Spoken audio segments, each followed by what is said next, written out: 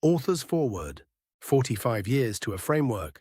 My mother was not the kind of person who complained about pain. She had raised 2 children, managed a household with the particular determination of her generation, and endured for years a series of escalating headaches that she described, with characteristic understatement, as a bit much. It was not until I was in my 20s and already deep into my clinical training that I began to understand what was actually happening to her.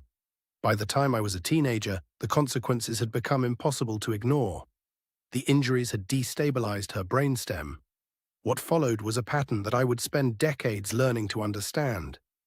Episodes of migraine with brainstem aura, what was once called basilar artery migraine, that were, in her case, severe enough to be frightening to witness and, I suspect, terrifying to experience. An attack would begin with a slowing of her walking and a progressive inability to keep upright, driven by hyperextension and tremor spreading through her arms and legs. She would make it to the couch, where she would lie shaking, the axial hyperextension beyond her control, her jaw locking, her speech either lost entirely or reduced to the effortful, thickened dysarthria that brainstem involvement produces. For the duration of the attack, she was entirely captured by it. What was happening, as I came to understand years later, was the loss of cerebellar and vestibulospinal inhibitory control over the axial extensor muscles, the brainstem regulatory system failing to modulate what it was designed to contain. The trigeminal brainstem nuclei were captured during the event, resulting in jaw involvement. The proprioceptive and vestibular systems, which should have provided the postural grounding that kept her upright, were overwhelmed. She would recover, rest, and return to the careful, managed life of someone who knew the next attack was always possible. Standard neurology offered little beyond acknowledgement and medication that helped only partially and inconsistently. Not one of the neurologists she saw over those years acknowledged the brainstem origin of what was happening to her. There was no satisfactory diagnostic label available to them, no mechanism they could point to with confidence, and no treatment pathway that addressed what I was observing. Today, she would in all likelihood be given a diagnosis of functional neurological disorder, FND, the contemporary category applied when patients present in ways that are atypical, that do not map neatly onto established structural lesion models, and that neurology has not yet found a mechanism to fully account for. FND has its legitimate place. There are genuine psychosomatic and functional presentations, but the label is also, too often, applied to patients whose neurology is real, whose mechanism is simply not yet understood, and whose suffering is thereby attributed to the wrong origin. My mother was not a mystery. She had a mechanistically coherent brainstem condition produced by cumulative trauma. She deserved better. That conviction was the beginning of everything. I started looking for answers for her. That is the honest origin of everything in this book. The clinical path I chose was not accidental. My undergraduate education placed a heavy emphasis on neuromusculoskeletal disorders, the intersection of neurological and mechanical dysfunction that standard medicine tends to treat as separate domains.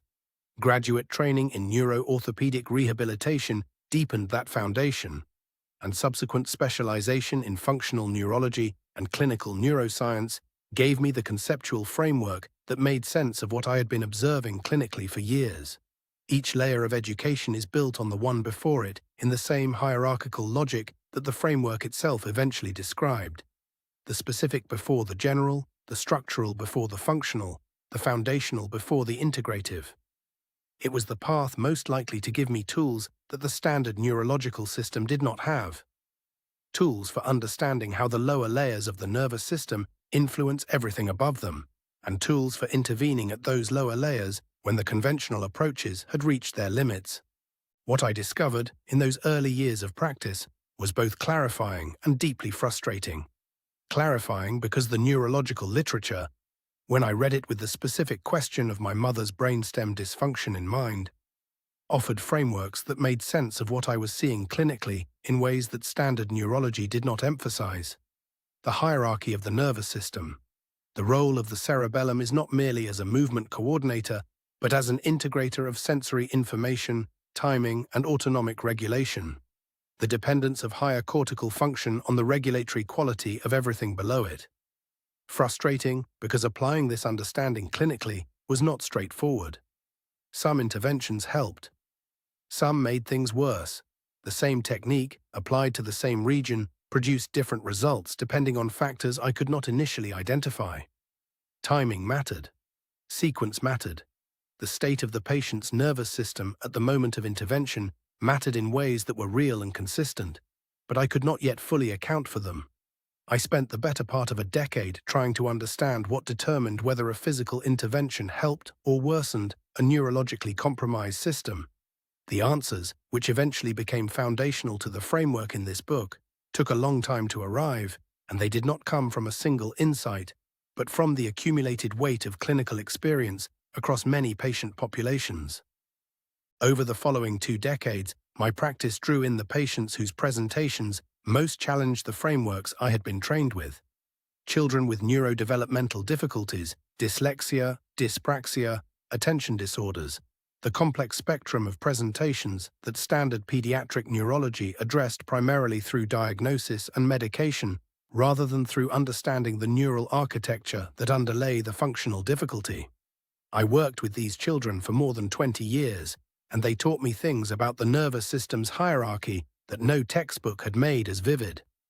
What I observed consistently was that children who appeared to have primary cognitive or attentional difficulties frequently had an underpinning of incomplete lower-layer neural organization, primitive reflexes that had never properly integrated, postural tone asymmetries that were loading the higher cognitive systems with regulatory demands they should not have been managing, vestibular processing that was inaccurate enough to compromise the spatial cognition on which reading and attention depended. When the lower layers were addressed through specific movement protocols, primitive reflex integration work, vestibular stimulation, the higher layer difficulties often improved in ways that no amount of cognitive or attentional intervention had achieved. The hierarchy was real. The developmental sequence was not optional. And the principle that would eventually become the central argument of this book, that recovery and development both follow a bottom-up sequence that cannot be arbitrarily rearranged without cost, was demonstrating itself to me in miniature every day. The children showed me the hierarchy. The road traffic accident survivors showed me how brutally the hierarchy breaks. And the stroke survivors showed me that both things are true simultaneously, and that this is where the therapeutic opportunity lives. Road traffic accident survivors arrived with a different clinical picture, but a structurally similar problem. Severe trauma, whiplash injuries, traumatic brain injuries, the complex presentation of a nervous system that had been mechanically disrupted at multiple levels simultaneously, produced exactly the pattern I had begun to recognize. Intact peripheral systems, disrupted central integration, and a rehabilitation approach that focused on the functional level, while the foundational layers beneath it remained in disorder. These patients were, in some respects, the hardest I worked with during those years. Not because their presentations were the most severe, though some were, but because the gap between what conventional rehabilitation offered and what their nervous systems actually needed was often the widest. A survivor of severe traumatic brain injury whose vestibular system had been disrupted, whose proprioceptive maps were inaccurate, whose brainstem was operating in a state of chronic hypervigilance that compressed every plasticity window, and whose higher cognitive function was being asked to perform on a foundation of profound lower-layer disorganization. This person was being offered functional rehabilitation at the level where the deficit was visible, without any systematic attempt to address the architecture that was producing it. I developed, through these years, what I can only describe as a clinical intuition for the state of a nervous system below the level of what standard assessment measures. Not intuition in the mystical sense, but the pattern recognition that comes from seeing, across hundreds of patients, the specific constellation of signs that told you where in the hierarchy the organizational problem was located, and, critically, what sequence of intervention was most likely to be productive rather than counterproductive. The sequence question proved to be the most important one. Two practitioners applying similar techniques in different orders could produce dramatically different outcomes. The nervous system, it became increasingly clear to me, was not a collection of targets to be addressed in any convenient sequence. It was a hierarchy that had to be respected, not because of convention, but because each level genuinely depended on the level below it for the regulatory input that made it accessible to change. Stroke survivors arrived as the most concentrated test of everything I had learned. They carried all the complexity of the traumatic brain injury population, the network disruption, the sensory integration disorder, the interhemispheric imbalance, the plasticity windows narrowed by sleep disruption and neuroinflammation. And they arrived with an additional layer of difficulty: a medical and rehabilitation system that had given them a prognosis and a timeline, and that had communicated both with a confidence that the neuroscience did not, in my reading of it, actually support. The first stroke survivors I worked with, in the early years of incorporating this population into my practice, confirmed what the children and the road traffic accident patients had suggested. The lower layers were frequently intact. The brainstem and spinal systems that should have provided the regulatory ground for everything above them were available.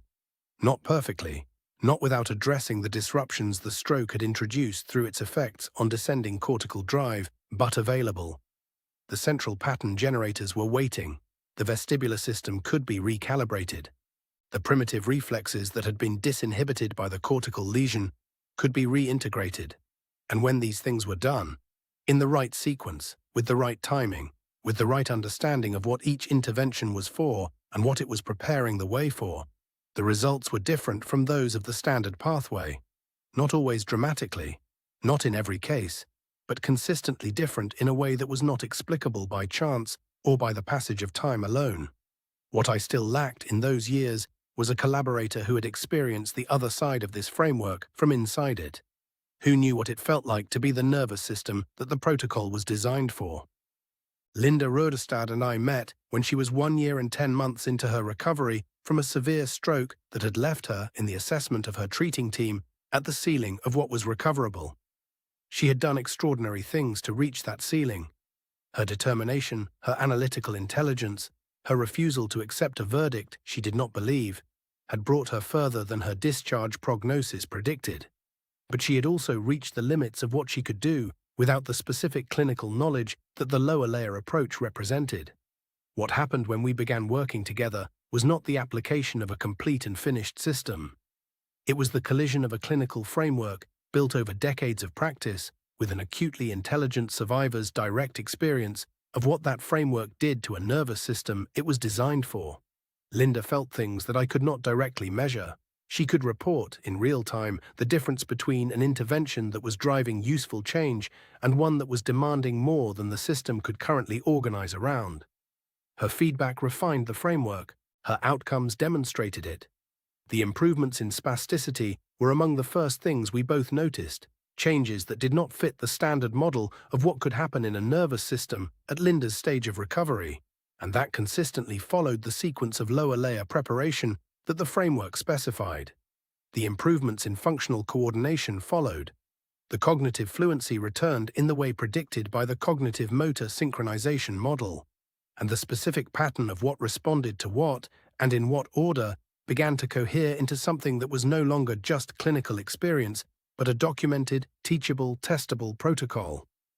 The Kuipers-Roderstad neuromotor reset protocol did not emerge from a single moment of insight.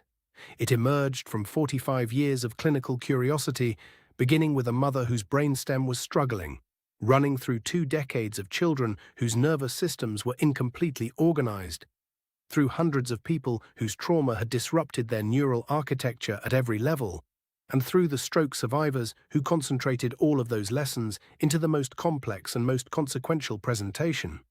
The last 6 years accelerated everything.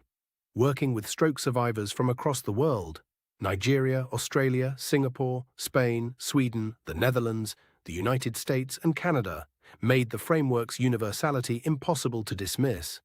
The nervous system's hierarchy does not vary by geography or culture. The same sequence of disorganization, the same pattern of intact lower-layer systems waiting for appropriate input, the same response to correctly sequenced intervention. These appeared consistently across every population we reached.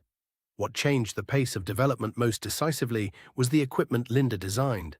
The specialized neuromotor training machines, the quadrupedal crawling machine, the arm swing walker, the assistive hand system, emerged from her direct experience as a patient who understood, from the inside, what the nervous system required, and what the existing rehabilitation environment could not provide.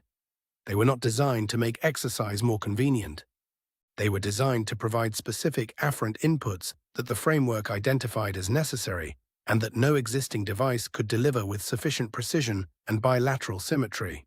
Linda's engineering intelligence, applied to her own neurological experience, produced the tools that enabled the protocol to be delivered with the level of specificity previously available only through intensive one-to-one manual work. The result was something neither of us could have built alone. A master system in which the clinical framework, the assessment architecture, the layered protocol, and the purpose-built equipment converged into a coherent, teachable whole. The framework is not mine alone. It is the product of every patient who showed me where the hierarchy breaks and what it takes to rebuild it. And of the one person who showed me, from the inside, what it feels like when it works. No clinical framework develops in isolation, and this one is no exception. Two people shaped my understanding in ways that deserve explicit acknowledgement. Professor Frederick Robert Carrick, whose decades of work in functional neurology gave the field both its clinical methodology and its scientific rigor, taught me how to read a complex neurological presentation and what to do about it. I owe him the depth of my clinical knowledge and the confidence to approach situations that others had given up on. Roland Blau was the clinician who treated my mother when I was a teenager and improbably became a friend and mentor over the years that followed. He understood what was happening to her brainstem when few others did, and watching him work planted questions in me that I have spent my entire career answering. To each of these two, my gratitude is not a formality. But the two people who taught me the most, who demanded the most of my clinical thinking, who gave me no room for theory that did not translate into change, and who demonstrated, in the most direct and personal terms possible, what the framework can do for a nervous system that the standard system has given up on, are Linda Radestad and my mother. They are the toughest mentors I have ever had, and the most important. It is not the final word, the clinical appendix documents where the evidence is strongest and where formal protocol-level validation is still needed. The research program that will produce that validation is underway. The framework will develop as the evidence develops. But the core principle, that the nervous system is a hierarchy, that recovery must follow the sequence the hierarchy demands, that the lower layers are often intact and available and waiting for the right input, and that the window for genuine recovery never closes. That principle has been demonstrated across decades of practice with thousands of patients, and it is as settled in my clinical thinking as anything in my professional life. This book is the account of how I came to understand it. The chapters that follow are the argument for why you should take it seriously. Jan Arjen Kuipers.